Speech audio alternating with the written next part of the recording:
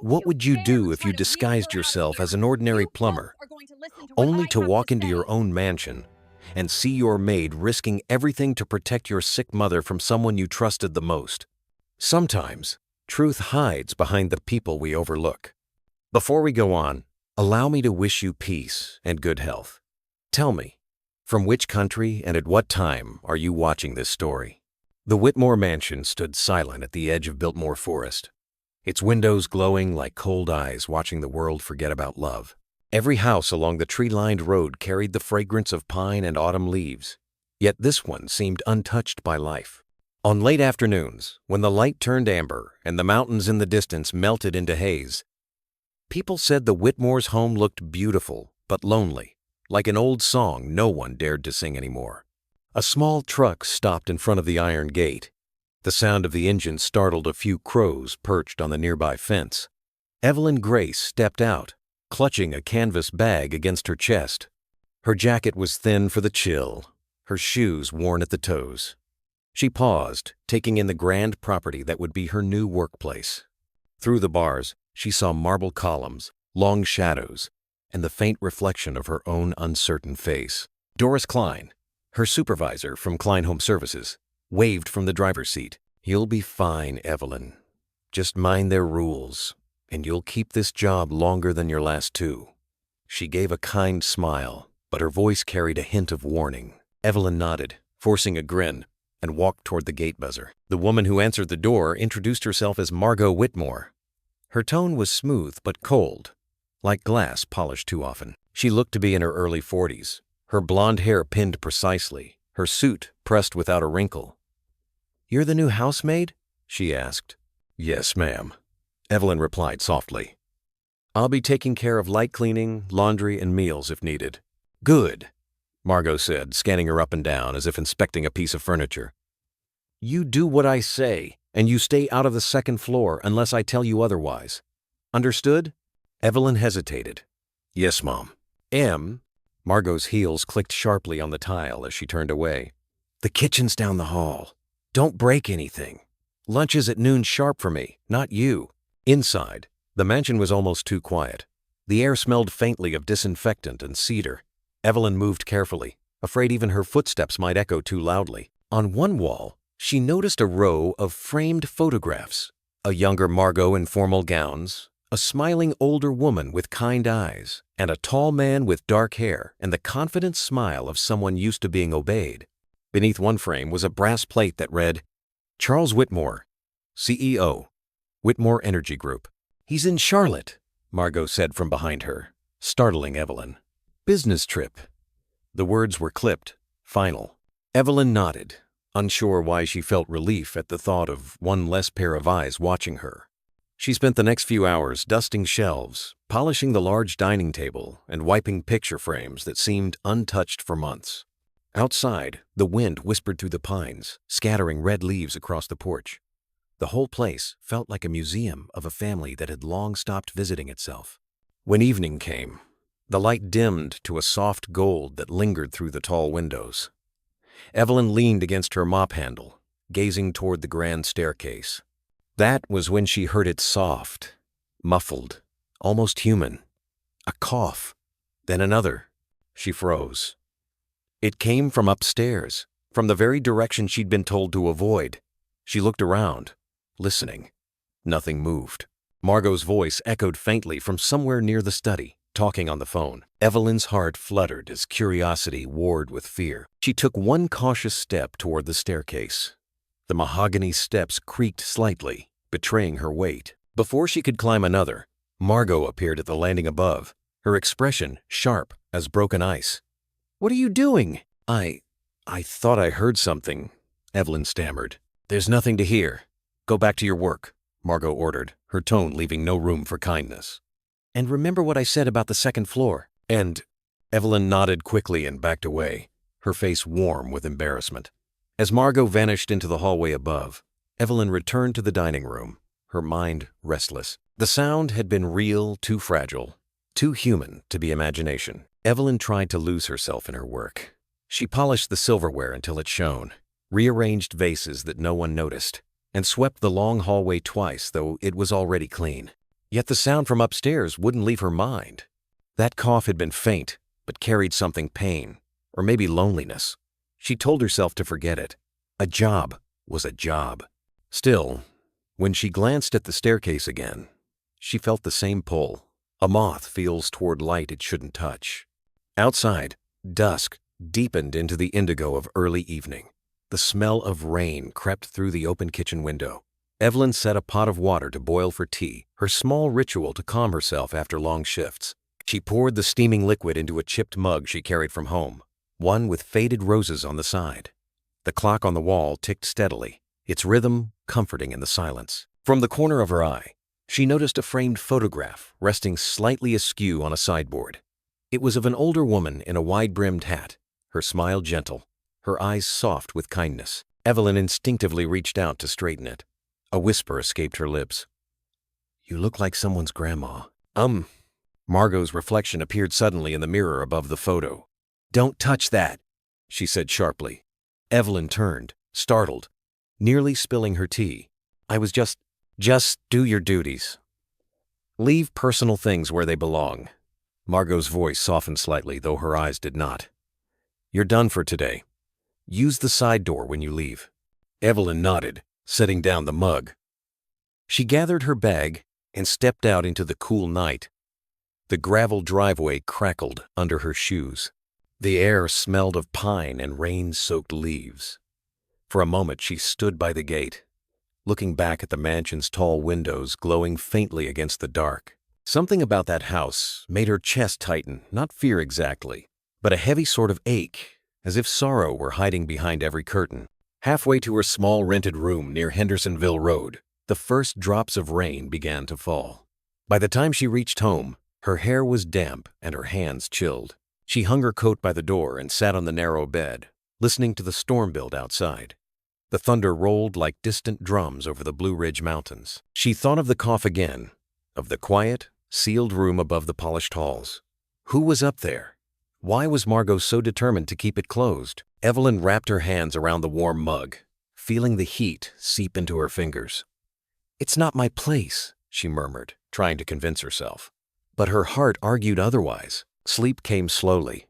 In her dreams, she saw that same house, its lights flickering, its corridors endless. A voice called out faintly, "Is someone there?" But she couldn't find where it came from. The next morning, she returned early, hoping the rain would have softened Margot's mood. The gate opened with its usual metallic groan, and the mansion greeted her in the same eerie silence. She hung her jacket, tied her apron, and began her routine. The smell of polish and old wood filled the air. Hours passed quietly until afternoon sunlight spilled through the windows. Evelyn knelt in the hallway, wiping the baseboards near the grand staircase. Then she heard it again, soft and trembling. A cough, followed by a whisper, faint but unmistakable. She looked up, her breath catching. The sound came from the second floor. Her heart thudded.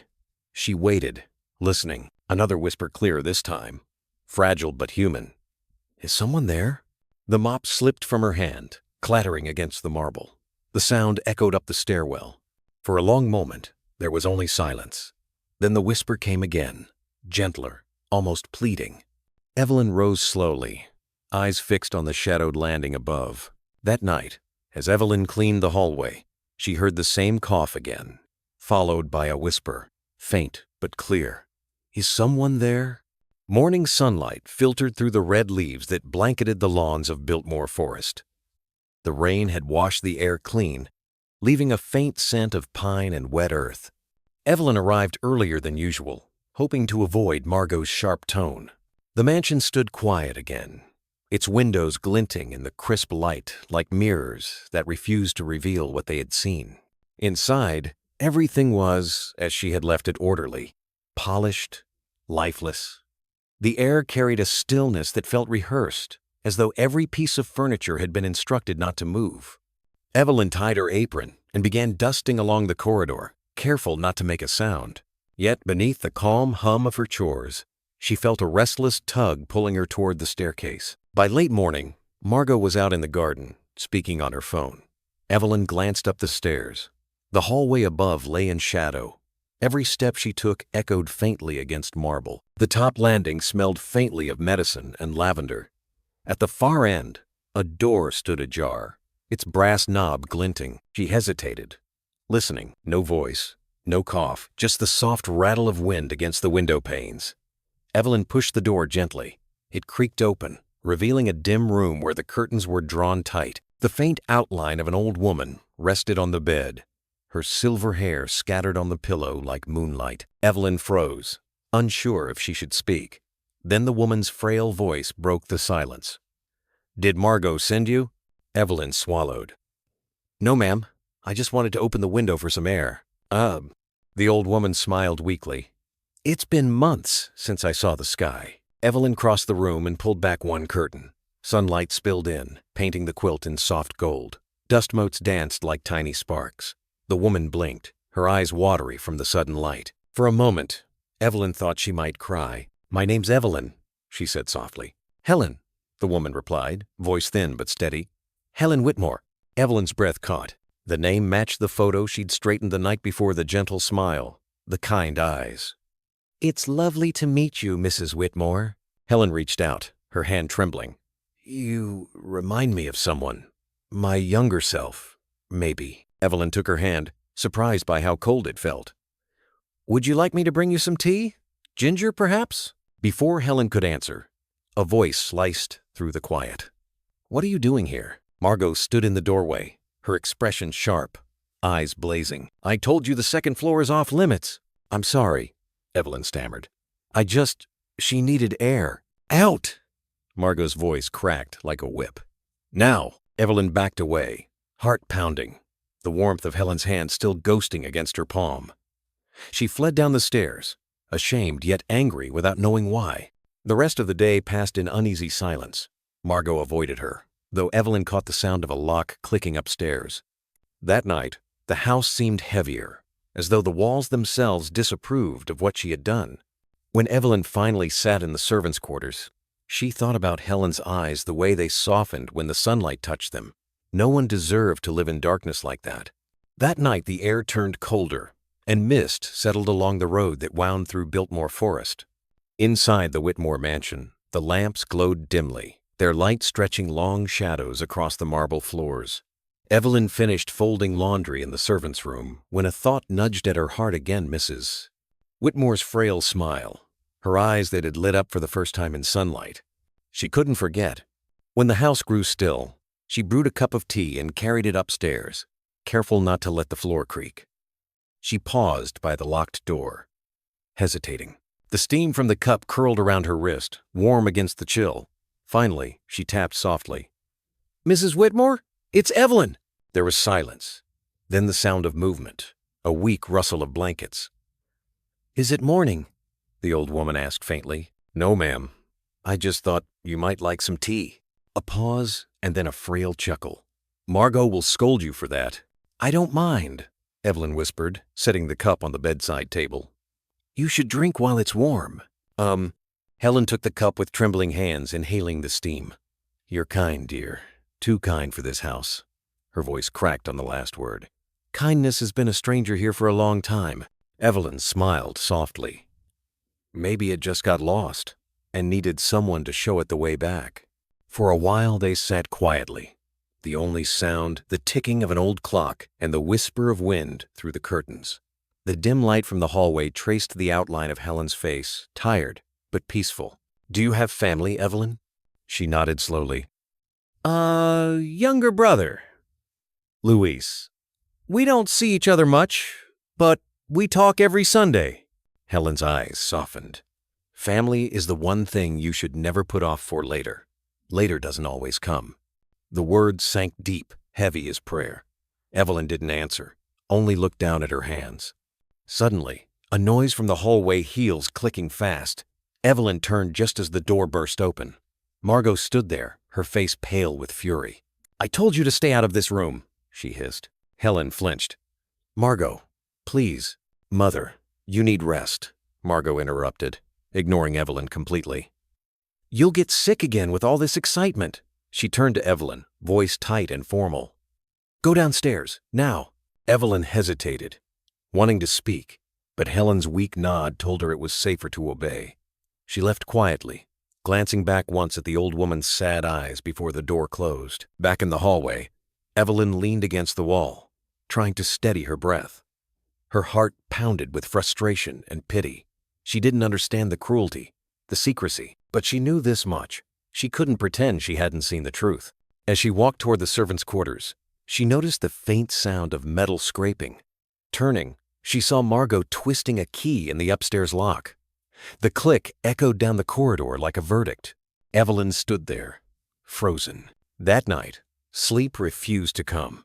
She lay awake, listening to the wind outside and the distant hoot of an owl.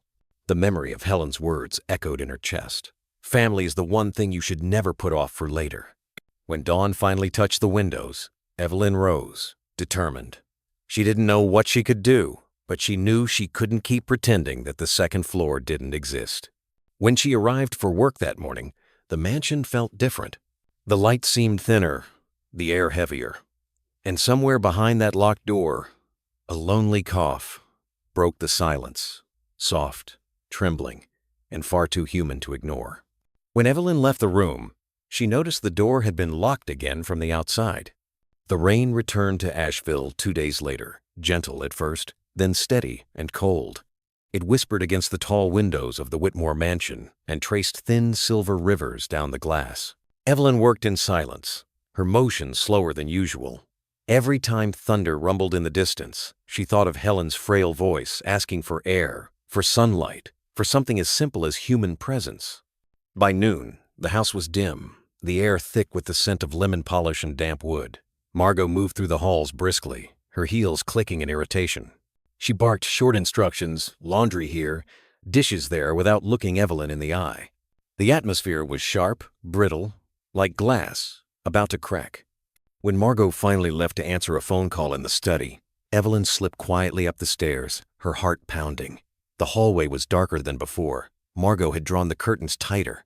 Evelyn could still hear the rain, though soft, steady, as if urging her forward. She paused by Helen's door, knocked lightly, and waited. No answer. She turned the knob. To her surprise, it gave way. The room smelled of stale air and medicine. Helen lay propped on the pillows, her skin pale, her breathing uneven. A tray of untouched soup sat cold beside her. Evelyn hurried to her side. "Mrs. Whitmore, can you hear me?" Helen's eyelids fluttered. "Water," she whispered. Evelyn grabbed a glass from the table and helped her drink. The old woman's hand shook so badly that a few drops spilled onto the blanket. "Has anyone been up here today?" Evelyn asked softly. Helen gave a faint shake of her head. "Not since yesterday." Evelyn bit her lip. She'd seen Margot eat breakfast alone that morning. She'd heard her scold the gardener about invoices. Not once had she gone upstairs. Evelyn's stomach tightened. "I'll bring you something warm to eat," she promised. Helen tried to smile. "You're a good girl. Don't let her see you care too much. Kindness makes her angry." Evelyn pressed her lips together, unsure how to reply. "You rest," she said gently. "I'll be right back." Downstairs, she moved quickly, her hands trembling as she reheated soup, and found a clean spoon. Rain hammered harder against the kitchen window. She kept glancing toward the hallway, afraid Margot would appear. When she returned to the bedroom, Helen hadn't moved. Her eyes were half closed, her breathing shallow. Evelyn set the tray down and reached for her hand. It felt colder than before. She panicked. "Mrs. Whitmore?" No response. She touched her forehead. It burned with fever. Her mind raced. Call someone? The hospital? But Margot? Another fit of coughing shook Helen's frail body.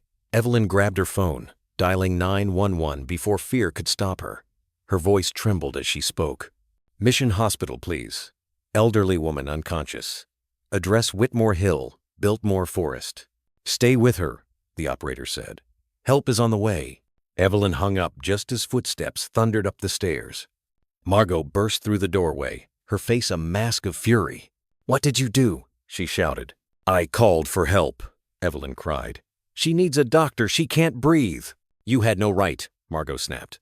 "You don't know her condition." "I know neglect when I see it." The two women stared at each other, the storm raging behind the windows, the the tension between them thick as smoke. Then, faintly, Helen whispered, "Enough." Both turned. Her eyes were open now, cloudy but calm. "Please," she murmured. No more fighting. Sirens echoed in the distance. Red and blue lights flashed against the rain-soaked windows, washing the walls with color. The sound of sirens grew louder, then stopped outside the gate. Moments later, heavy footsteps and urgent voices filled the hallway.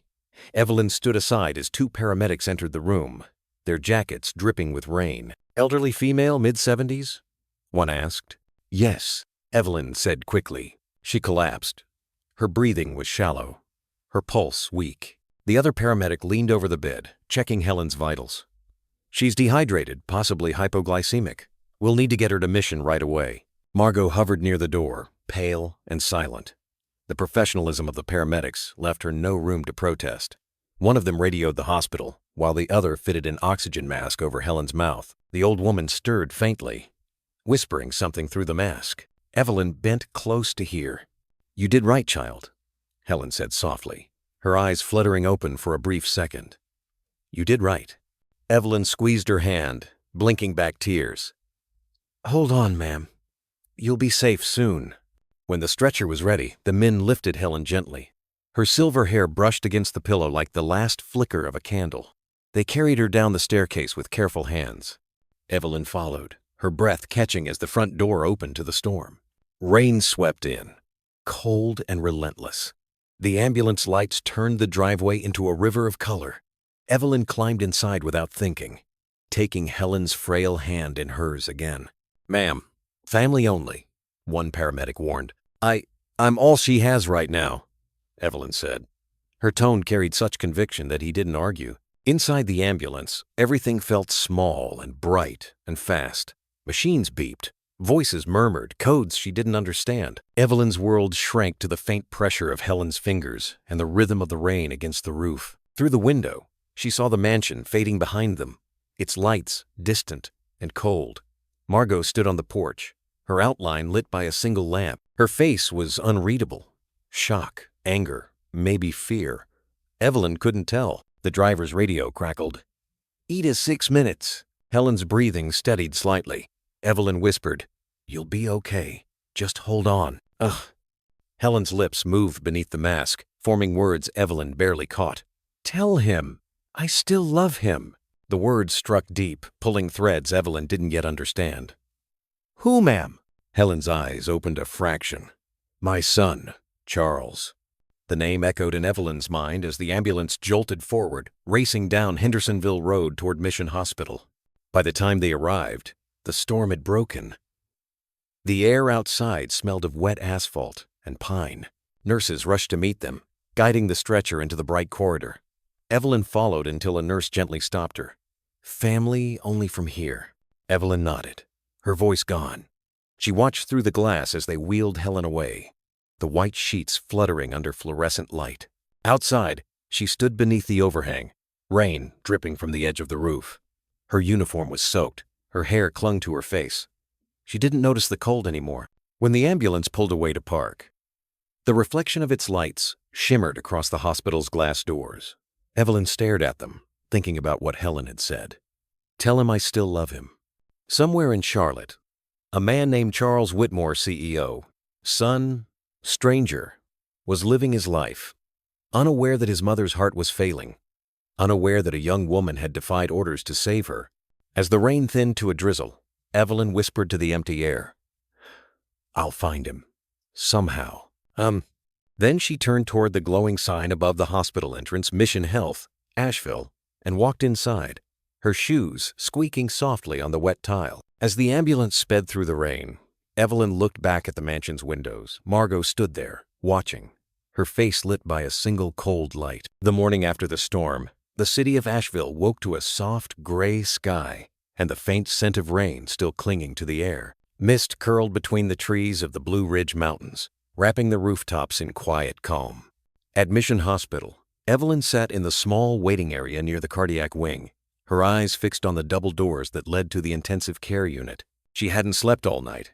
Every time she closed her eyes, she saw Helen's pale face under the fluorescent light, her weak hand clutching Evelyn's, as if afraid to let go. Nurses had told her that Helen was stable for now, but very weak. They said her son had been contacted, though no one could say if he was coming. Outside the window, the parking lot shimmered with puddles reflecting the low, silver sky. Evelyn wrapped her thin jacket tighter around her shoulders. The coffee in her paper cup had gone cold hours ago, but she held it anyway, for warmth. At 9:30, a tall man stepped through the hospital entrance. His navy overcoat was damp at the shoulders, his eyes dark from lack of sleep. He paused at the reception desk, speaking in a quiet but firm voice. Evelyn recognized him instantly from the photo that hung in the Whitmore house, the confident man with the polished smile. Charles Whitmore. He turned and their eyes met. "You're the one who called me," he said. His voice was even, but beneath it ran a thread of exhaustion. "Yes, sir," Evelyn replied softly, rising from her chair. Your mother needed help. She collapsed last night." He nodded once, his jaw tight. "Thank you. They said she's alive because someone acted fast. I just did what anyone would have done," she murmured. "Not everyone would have risked their job for a stranger," he said quietly. Before Evelyn could reply, a nurse appeared and motioned for him. "Mr. Whitmore, you can see her now, but only for a few minutes." He followed without hesitation. Evelyn remained behind, watching through the glass as Charles entered the sterile room. Helen lay motionless beneath white sheets, her face colorless but peaceful. When he took her hand, her eyelids fluttered open. Evelyn couldn't hear the words they exchanged, but she saw the way his shoulders softened, as though something inside him had finally broken free. Later, when he stepped out of the room, his face looked older, his expression stripped of the practiced calm she had seen in his photographs. He approached her slowly. "She told me you saved her," he said. "She said your name like it was a blessing." Evelyn shook her head. "No one should suffer like that. She just needed care." He hesitated, searching her face. "You work for my wife, don't you?" Evelyn's stomach tightened. "Yes, sir. Mrs. Whitmore hired me last week." A shadow crossed his face. "I see." He turned toward the window, where sunlight had begun to pierce the gray clouds. "My mother shouldn't have been left alone. I thought money could take care of everything. Nurses, insurance, comfort. I was wrong," Evelyn said softly. "Sometimes people don't need comfort. They need presence." He looked back at her, eyes weary but sincere. "You're right." Charles spent most of the afternoon by his mother's bedside.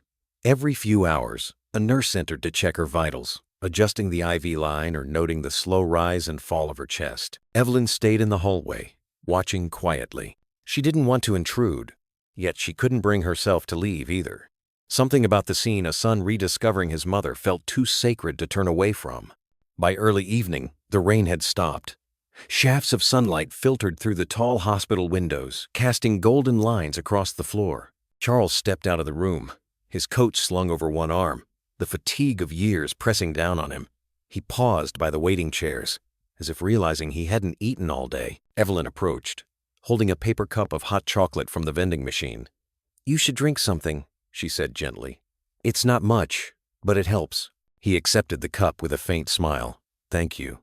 After a moment, he asked, "How long have you lived in Asheville?" "All my life," she said. "It's not a big city, but people here still notice when someone's in trouble." He looked into the distance. "I used to love it here. The mountains, the fairs in the fall. Everything seemed simpler then. But somewhere along the way, I got lost chasing things that didn't matter." Evelyn said nothing, just listened. She had learned that silence could heal more than words. When the nurse returned to adjust the curtains, Charles glanced through the glass again. Helen was asleep, her breathing steady under the soft glow of the monitor. "She used to make cinnamon rolls every Sunday," he said quietly. "I'd wake up to that smell and think it would last forever." Evelyn smiled faintly. "Maybe you can make them for her when she's home again." He gave a low laugh, one that sounded more like disbelief than amusement. "You really think she'll forgive me?" Evelyn looked at him, her expression kind but firm. "She already has." For a long moment, he said nothing. The sound of distant monitors filled the silence. Then, softly, he said, "You remind me of her. The way you talk. The way you care." Evelyn looked down, embarrassed. "I just couldn't watch someone suffer." Charles nodded slowly. "And that's exactly why I need to make things right." He walked to the nurse's desk, signing a few forms, speaking briefly about transferring Helen to a private recovery suite once she stabilized. When he returned, his voice had changed lower, steadier. "I'm going back to the house tonight. There are things I need to see for myself." Evelyn hesitated. "It's still raining a little. The roads might be slick." "I'll be careful," he said. Then, with a pause, could you come by tomorrow morning? Mother will rest easier if she sees you again." She nodded. "Of course." As he turned to leave, she watched him walk down the long hospital corridor, his reflection fading in the glass doors. The rain outside had turned to mist, soft and silver. Later, when the night nurse dimmed the lights, Evelyn stood for a moment by Helen's door, whispering a quiet prayer she couldn't quite put into words. The old woman's hand rested peacefully on the blanket, her breathing calm. Outside, the streets of Asheville shimmered under the streetlights. Charles's car moved slowly through the damp roads, its headlights slicing through fog. The city lay hushed, the mountains hidden by drifting clouds. In the rearview mirror, the faint glow of Mission Hospital disappeared behind him. Ahead, the long road home wound upward through the forest. He gripped the steering wheel tighter. His mother's voice echoed in his mind, though she had said only a few words. "You came back. That's all that matters." The miles passed in silence. Somewhere beyond the fog waited the Whitmore house still, shadowed and full of ghosts he could no longer ignore. That night, Charles stood by the hospital window, watching the city lights of Asheville. He whispered to himself, "Tomorrow, I'll find out the truth." The next morning dawned cold and clear, a thin layer of mist still clinging to the tops of the Blue Ridge Mountains. The Whitmore estate, usually immaculate, looked almost somber beneath the gray light. The once pristine roses along the walkway drooped slightly, their petals bruised by the rain. Charles parked his black sedan at the far end of the long driveway, staring up at the house that had once been his pride. Its tall windows reflected the pale morning sun. But to him, it looked hollow, like a shell of something that had once been alive. He sat there for a long while before cutting the engine. "This place feels colder than I remember," he thought. The silence pressed around him, heavy and unwelcoming. When he finally stepped out of the car, a light wind carried the faint scent of damp earth. He walked slowly toward the back gate instead of the main door, avoiding the security cameras he himself had installed years ago. Inside, the house was spotless, too spotless. Every surface gleamed under the morning light, yet the air felt stagnant. His footsteps echoed through the marble hallways. From the living room came the faint sound of laughter, Margot's voice. He froze. She was on the phone, her tone light and careless. "Yes, the old woman's still in the hospital," she said, her words cutting like glass. "Honestly, if she doesn't come back, it would save everyone a lot of trouble." She gave a soft laugh, the kind she used in social events when everything had to look perfect. Charles's jaw tightened. He waited until she hung up before stepping forward. "Morning, Margot." She spun around, startled. "Charles, you're home early." He didn't smile. "I was at the hospital all night." Her posture stiffened. "Oh, I would have come if I'd known, but you didn't call." He studied her face for a long moment, every flicker, every false expression. "Mother nearly died, Margot. Did you know she hadn't eaten in 2 days?" She frowned delicately. "She refuses food sometimes. The doctors said, 'Don't lie to me.'" His voice was low but sharp. "The nurses confirmed she was malnourished, dehydrated. Someone wasn't taking care of her." Margot's eyes flashed defensively. "Are you accusing me of something? I've managed this house for years while you've been traveling and closing deals. Don't turn your guilt into my problem." Charles stepped closer, his tone calm but unwavering. "You had one responsibility, keep her safe. That's all I ever asked." She crossed her arms. "And I did. Maybe if you'd been here instead of chasing numbers, you'd understand how impossible she was to live with." He wanted to shout, but instead, he exhaled slowly. "She's my mother, Margot, not an inconvenience." For a moment, the mask slipped. Her expression hardened into something colder, truer. "And what about me, Charles? What am I to you? The woman who keeps your house spotless, hosts your fundraisers, wears your name like armor while you drown yourself in guilt trips about your mother?" He didn't answer. The silence was long, heavy. When he finally spoke, his voice was quieter. "Maybe I don't know what you are anymore." Margot turned away, her tone bitter. "You've changed, Charles. You used to understand how this world works. Sympathy doesn't pay bills. And that maid you keep talking about, what's her name? Evelyn? She's already turned you against me, hasn't she?" Charles's expression froze. "She didn't turn me against you, Margot. The truth did." Margot laughed softly, though there was no humor in it. "The truth. Such a dangerous word for a man like you.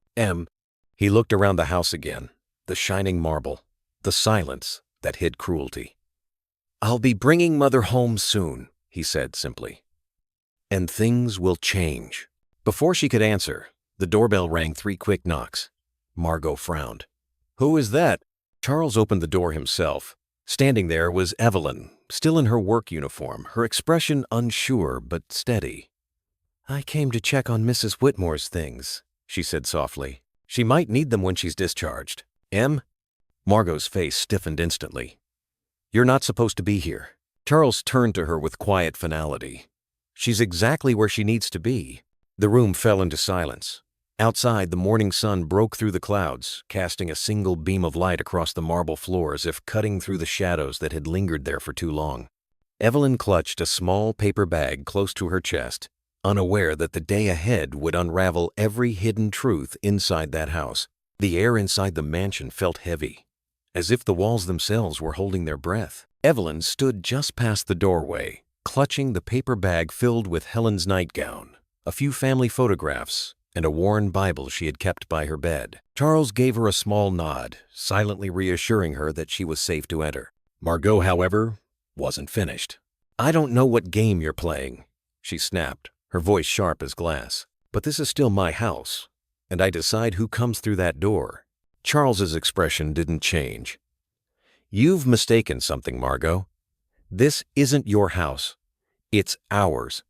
And I think I've been away long enough." Evelyn lowered her gaze, uneasy at witnessing their private storm. She moved quietly toward the staircase, murmuring, "I'll just take these to Mrs. Whitmore's room." But as she climbed, the soft creak of each wooden step echoed through the silent house. Halfway up, she froze, because the door to Helen's room, the one Margot always kept locked, was now wide open. The air inside smelled faintly of medicine and stale perfume. Everything was spotless, too spotless. The curtains were drawn tight again, though Evelyn distinctly remembered leaving them open before the hospital emergency. Dust motes drifted in the beam of sunlight slicing through a small gap in the fabric. She stepped inside and placed the paper bag on the bedside table. Then her eyes caught something, a small brown envelope half hidden under a stack of books. Its corner peeked out just enough to reveal a faint handwritten label. "Dr. Alvarez, cardiology report." Her pulse quickened. She remembered that name, the same doctor who had treated Helen during her previous hospitalization years ago. She hesitated, torn between curiosity and respect, then heard footsteps approaching. She slid the envelope beneath her sleeve and turned just as Charles appeared in the doorway. "You were right," he said quietly. "This house feels wrong." Evelyn's fingers tightened around the envelope. "There's something you should see," she whispered, handing it to him. He opened it carefully. Inside were folded papers, medical notes, and a typed letter stating that Helen's condition was stable, that she was responding well to treatment, and that she required more nutrition and moderate exercise, not isolation or fasting. At the bottom, someone had written in pen, "Delivered to Mrs. Margot Whitmore, March 8." Charles's face darkened. "She hid this," he murmured. "She let my mother waste away when she could have lived normally." Downstairs, a sharp crash shattered the silence. Margot's voice rose from the kitchen, furious and unsteady. "I know what you're doing, Charles. You think I don't see through this act? I built this life with you." Charles folded the paper and slipped it into his jacket. "Stay here," he told Evelyn softly, but she shook her head. "No, sir. I was there when your mother collapsed. I'm not leaving now." He looked at her, then nodded once. They descended the stairs together. Margot stood by the marble counter, her phone clutched tightly in her hand. "I called our lawyer," she said coldly. "If you think you can twist this into some noble crusade." But she stopped mid-sentence as Charles raised the envelope and dropped it on the counter. "You lied, Margot. You let her suffer. And you told me everything was fine while hiding reports like this. For the first time, Margot faltered. Her lips trembled before forming a brittle smile. You don't understand. I did it for us, for you. She was manipulating you, Charles, always making you feel guilty, always holding her illness over your head. I was protecting our peace. By starving her? He asked softly. By turning our home into a prison? Silence filled the kitchen. The only sound was the faint ticking of the wall clock. Margot's expression hardened again. You'll regret choosing that girl's word over mine, She hissed, glaring at Evelyn. She's just a maid. Do you really think she cares about you? About this family? Evelyn met her gaze calmly. I care about doing what's right. That's all. The front doorbell rang, sudden and sharp. Charles turned, confused. He hadn't called anyone. When he opened the door, 2 men in dark uniforms stood there, one wearing a cap that read Whitmore Maintenance Services. Morning, sir, the taller one said. You called about a plumbing issue upstairs? Charles froze. He hadn't made that call, but Evelyn's eyes widened as she realized what it meant. Margot had tried to summon someone else into the house, maybe to destroy evidence, maybe worse. Charles thought for a moment, then looked at the men. Thank you, gentlemen, he said calmly, but I'll handle it myself. When they left, he turned to Evelyn with a faint, determined smile. Seems today I'll have to play plumber after all. She blinked, unsure if he was serious. But he walked toward the stairs with purpose, pulling off his jacket and rolling up his sleeves. If I'm going to uncover everything she's been hiding, I might as well start where the pipes leak. Evelyn followed, her heart pounding not because of what he'd said, but because she realized he meant it. He was going to search every inch of that house until he found the truth. Outside, clouds gathered once more over the Blue Ridge peaks, and the first drops of rain began to fall. Inside the mansion, Charles Whitmore, once a distant CEO, was finally ready to get his hands dirty to save what was left of his family. And as the thunder rolled in the distance, Evelyn whispered to herself, maybe this is where everything finally changes. That night, thunder rolled across the mountains again, distant but steady, like a slow heartbeat echoing through the valley. The Whitmore mansion was quiet, too quiet, the kind of silence that hides truth in its corners. Charles stood in the upstairs hallway, a flashlight in one hand and a growing sense of purpose in his chest. He had changed into an old denim shirt and work boots he hadn't worn in years. The sleeves were rolled high, his hair disheveled. For the first time, he looked less like a CEO and more like the man his father used to be, hands-on, determined, and unafraid to dig into the dirt. Evelyn followed a few steps behind, still in her plain uniform, her eyes scanning the hallway. What are we looking for exactly? She asked softly. Anything that proves what she did, Charles said. Letters, receipts, medication logs, whatever she used to cover her tracks. They started with Helen's suite. Every drawer was perfectly arranged, every surface polished to perfection. It was the kind of order that felt forced, unnatural. Evelyn pulled open a drawer and found nothing but neatly folded linens and lavender sachets. But then, as she opened the dresser's lowest drawer, she noticed a faint line along the wood, a hidden compartment. She tapped it gently, then pressed down on the corner. It popped open with a quiet click. Inside lay a stack of envelopes tied together with a blue ribbon. Each one was labeled in the same delicate handwriting. Letters from Charles. Evelyn's heart tightened. She kept them all, she whispered. Charles took the bundle carefully, his thumb tracing the faded postmarks. I used to send these from every city I visited.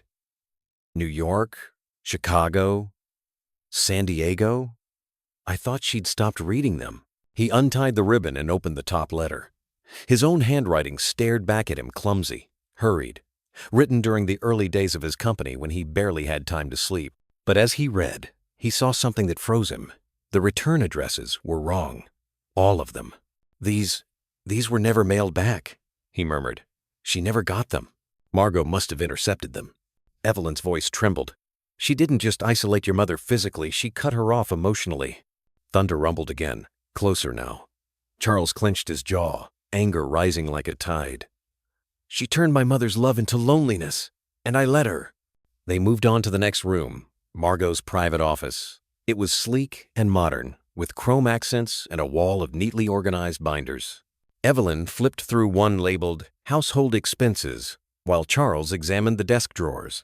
After a moment, he found a small safe embedded behind a row of photo frames. He remembered the code Margot's birthday and entered it. The lock clicked open. Inside were several documents, bank transfers, medical invoices, and legal drafts. But one folder caught his eye: property transfer proposal.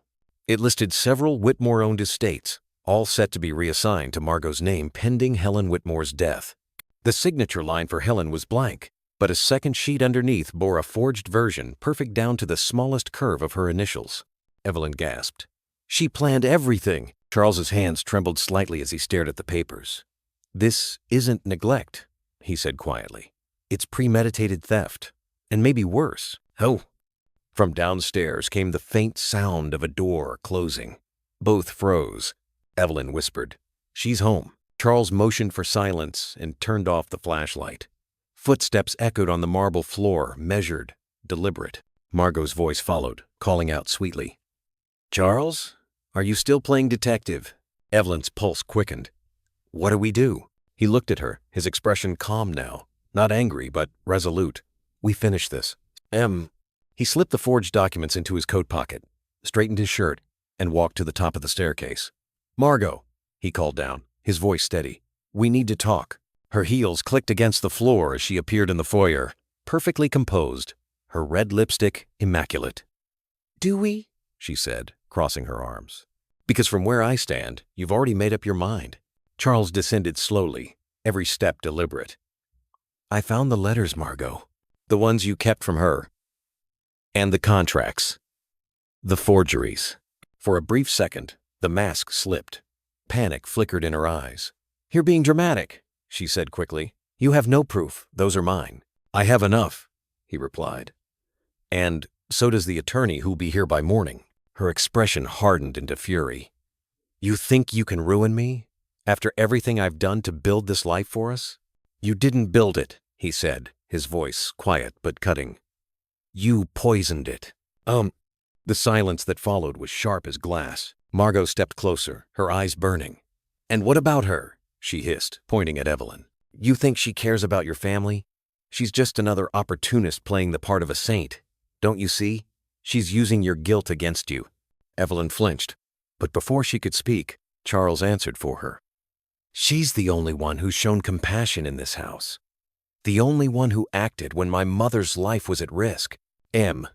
Margot's face twisted with disbelief. "You're throwing everything away for a maid?" Charles met her gaze unwavering. "No, I'm throwing everything away for the truth." The thunder outside cracked loudly, shaking the windows. Rain began again, tapping against the glass like applause from the heavens. Margot's voice trembled now, thinner, desperate. "You'll regret this." Charles turned away. "I already regret what I didn't do sooner." He walked toward the door, opening it wide. The storm wind swept in, cool and cleansing. "When the lawyer arrives tomorrow, you can tell him your side. But tonight, you're leaving." Margot's yaw dropped. "You can't." "I can," he interrupted gently. "And I am." Evelyn watched in stunned silence as Margot's expression crumbled. For the first time, the woman looked small, lost even. "You'll never forgive yourself," she said quietly. "You think this will heal you, but it won't." Charles's eyes softened just a little. "Maybe not, but at least I'll know I tried." And with that, he closed the door.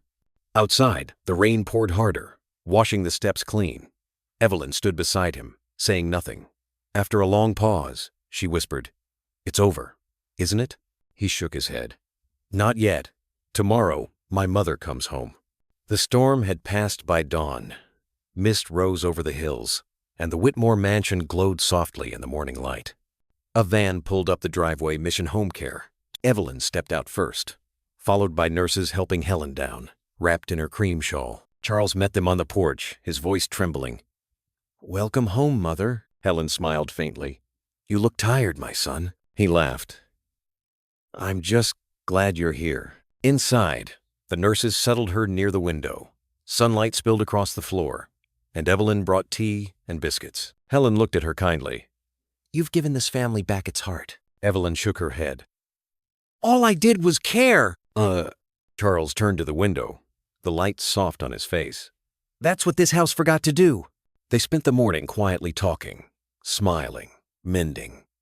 When Helen dozed, Charles and Evelyn stepped onto the porch. The sky was clear, the air smelling of pine and cinnamon from the nearby bakery. "What happens now?" Evelyn asked. Charles exhaled slowly. "We start again. This time, with honesty." He looked at her, a gentle warmth in his eyes. "You stayed when no one else did." She smiled, "because you both deserved another chance."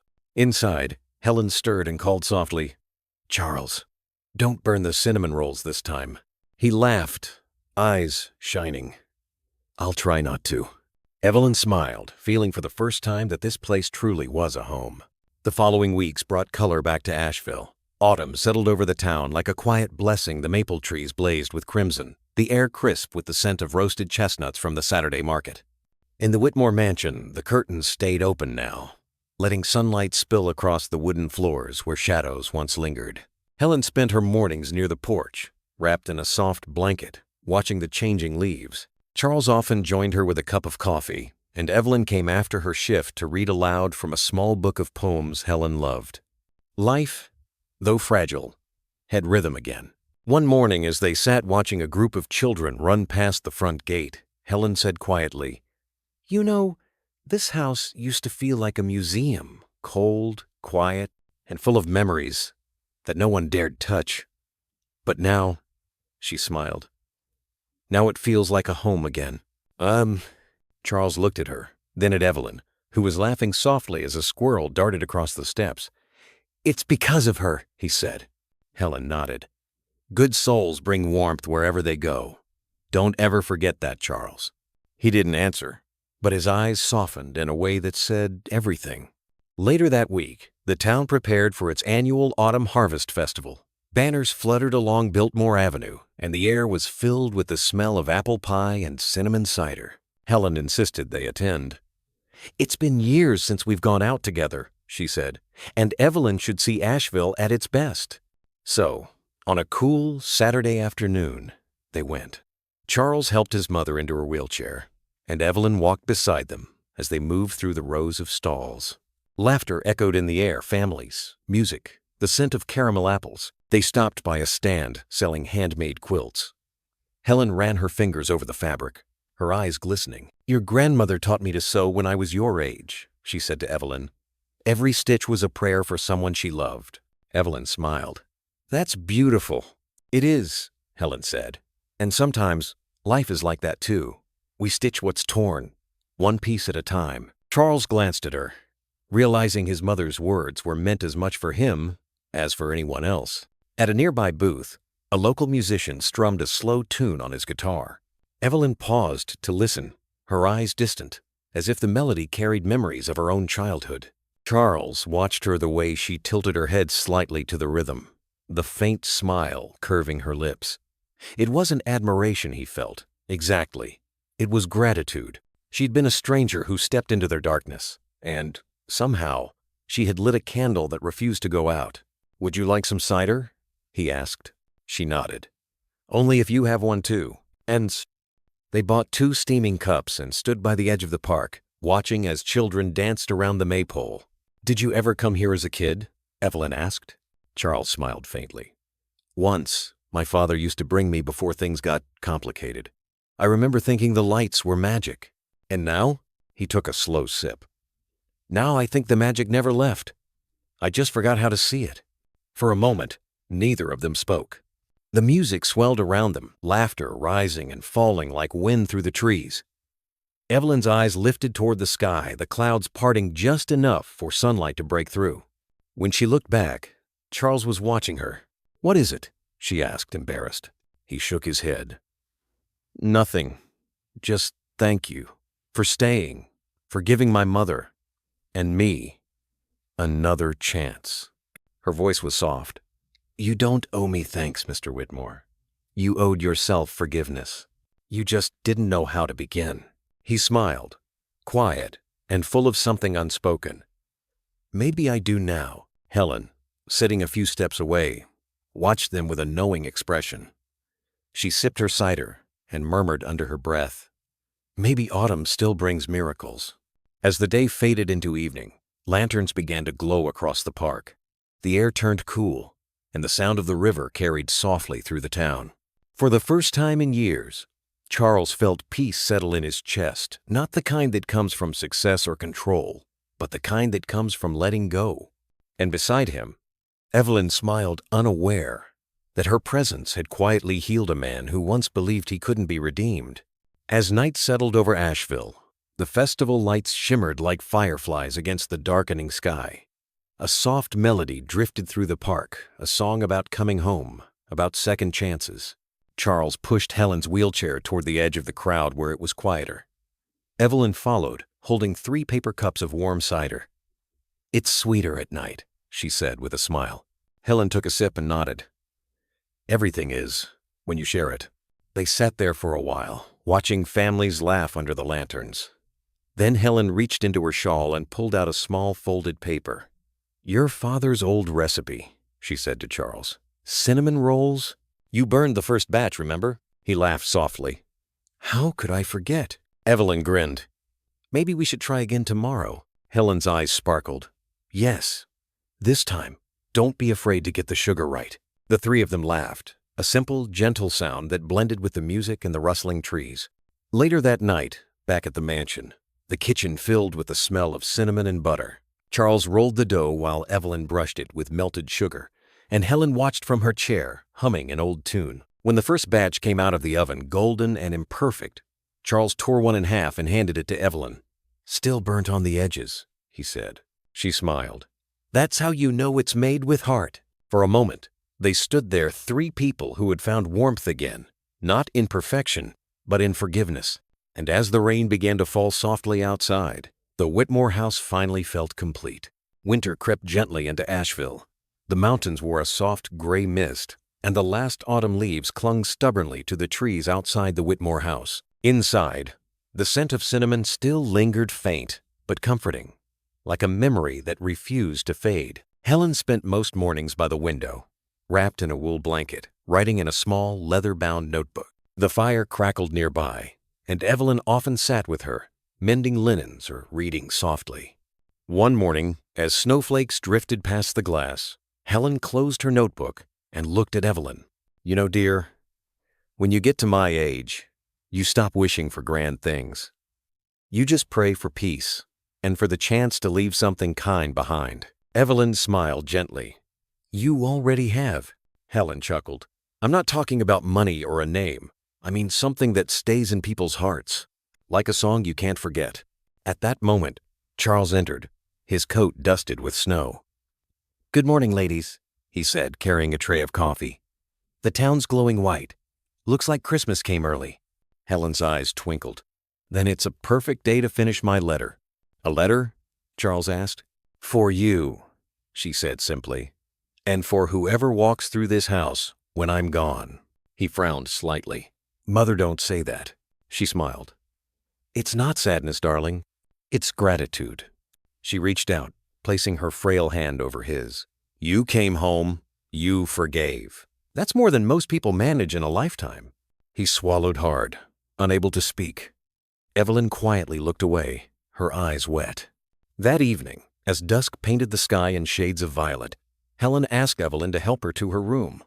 On the bedside table, she left the notebook, its pages neatly folded, tied with a pale blue ribbon. "For Charles," she whispered. "When the time feels right." Evelyn hesitated. "You'll give it to him yourself." Helen smiled, her gaze drifting to the window where the first snow was falling. "Maybe. But just in case, promise me you'll see it reaches him." "I promise," Evelyn said softly. Outside, the snow thickened, muffling the world into stillness. Inside, warmth and lamplight wrapped around them, fragile, fleeting, and utterly beautiful. And somewhere in that quiet house, forgiveness settled in for good. 2 weeks later, winter deepened. The mornings grew quieter, the air outside sharper. The Whitmore mansion, once filled with tension and echoes, now held only the soft rhythm of care, the sound of footsteps, the murmur of fire, the gentle voice of Evelyn reading aloud. Then, one dawn, the house fell utterly still. Evelyn entered Helen's room with a cup of tea, as she did every morning. The snowlight filtered through the curtains, pale and kind. Helen lay peacefully against the pillows, her face calm, her hand resting on the small blue ribbon-bound notebook. Evelyn set the tea down and realized Helen was gone. No struggle, no fear, just stillness. A life gently set down, like a candle quietly burning out after lighting others. Tears welled in Evelyn's eyes as she reached for the old woman's hand. "You kept your promise," she whispered. "You left peace behind." Charles arrived moments later, his face pale, his breath catching when he saw his mother. For a long time, he said nothing. He simply knelt beside the bed, holding Helen's hand as snow fell outside the window. When he finally noticed the notebook, Evelyn handed it to him. "She wanted you to have this." He untied the ribbon with trembling fingers and opened to the first page. Helen's handwriting was steady but faint. "My dearest Charles, if you are reading this, it means I have found my rest and you have found your way home. Don't mourn me, my son. Remember what I told you. Forgiveness is not forgetting. It's choosing love over memory. Live kindly, and when the house feels empty, fill it with laughter again. That will be my heaven. With all my love, your mother." The ink blurred as Charles's tears fell on the page. Evelyn stood quietly behind him, her heart aching yet strangely full.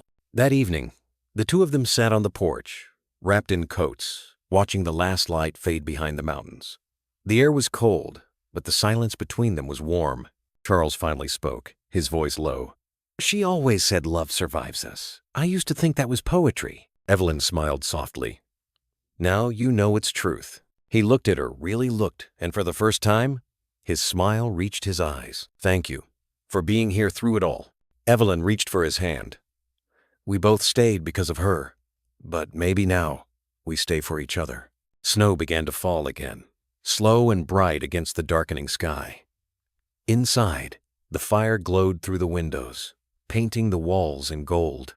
And in that moment, amid grief, warmth, and quiet, the Whitmore home felt alive once more, filled with everything Helen had wished for: peace, love, and the sound of laughter waiting to return. The snow had melted from the rooftops of Asheville, leaving behind the quiet hum of life returning. In the Whitmore house, sunlight now reached every corner. The same walls that once echoed with regret were filled again, with the warmth of shared laughter and the smell of cinnamon drifting from the kitchen. Sometimes, Evelyn would find Charles reading on the porch where his mother used to sit, her blanket still folded neatly on the chair beside him. The house no longer mourned the past, it simply remembered it kindly. As the years turn, we often realize that redemption isn't found in grand gestures, but in the quiet moments: a cup of coffee shared at dawn, a gentle word spoken after years of silence, a forgiveness long delayed but finally given. Charles learned that love doesn't fade with age. It deepens, just like the roots of the old oaks that line the streets of Asheville. And Evelyn, with her quiet strength, reminded him, and perhaps all of us, that kindness offered without expecting anything in return can heal more than we ever imagine. Lesson: love and redemption are not rewards for the perfect. They are the bridges that bring broken hearts home. In this world, where success is often measured in wealth and titles, it is compassion that truly changes a life. Like the smell of bread baking on a cold morning, small acts of care can warm an entire home. So tonight, as you listen to this story, maybe think about the people who once sat around your table, the ones you've forgiven, and the ones you still need to. Life is shorter than we believe, but kindness stretches far beyond our years. And if this story touched something in your heart, press 1 inch the comments to let me know. If you'd like to share a thought or memory of your own, press 0, because every voice, every story helps keep the light of compassion burning a little longer in this big, beautiful world.